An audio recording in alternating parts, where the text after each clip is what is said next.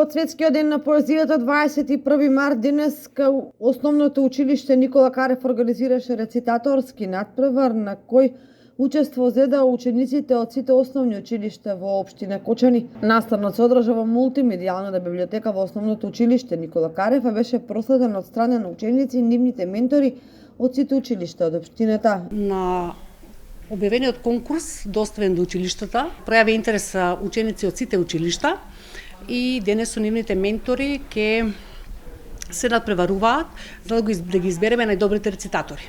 Според пропозициите кои што се наведени во самиот конкурс, ќе бидат доделени 1 прва, 2 втори и 3 трети награди. Како жири комисија посебно ме радува што се одзваа нашите почитувани колешки македонисти кои што се веќе во пензија.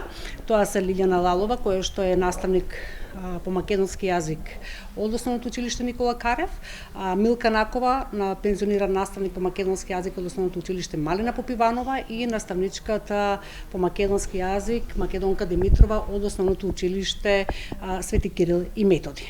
На рецитаторскиот натпревар прво место освои ученичката Андреја Цветкова од 7 оделение од Основното училиште Свети Кирил и Методи под менторство на професорката Катерина Лазаровска. Второ место освои Ања Басовска од 7 оделение од Основното училиште Никола Карев под менторство на професорката Сања Атанасовска. Второ место Марија Василкова од 9 оделение од Основното училиште Малина Попиванова под менторство на професорката Хилда Панов. Третата награда му припадна на Јован Цветанов од 6 оделение од Основното училиште Никола Карев под менторство на Маја Евтимова.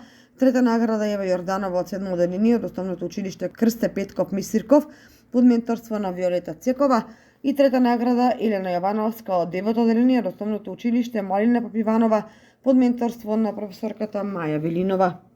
Покрај денот на поезијата, Основното училиште Никола Карев денеска го одбележи денот на пролетта, како и денот на лицата со Даунов синдром. Со своји активности во одбележувањето на денот на пролетта се вклучија и учениците од ученичкиот парламент, кои што по тој повод изработија честитки, ги нареклат цветни честитки, на кои што се покрај стихови, со што одаваат чести на поезијата, се напишани и пораки со што сакаат да се одбележат и денот на децата со Даунов, односно на лицата со Даунов синдром.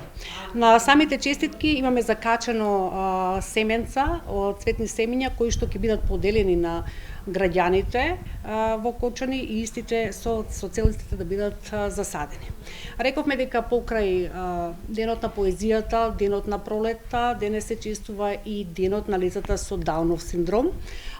Лицата кои што не учат на љубов, лицата кои што не учат на трпеливост, лицата кои што се посебни, но на еден добар начин, посебни и за таа цел лицата со Даунов синдром кои што го посетуваат училишниот спортски клуб Барниот во нашето училиште изработија своји изработки кои што се исто така прикачени на честитките, а тоа се нивниот заштитен знак шарените чорапчиња. Преку овие активности се даде посебно значење и на лицата со Даунов синдром, а учениците од училишниот парламент на случајни минувачи им доделија честитки преку кои им го честитаа денот на пролета, денот на поезијата и денот на лицата со Даунов синдром.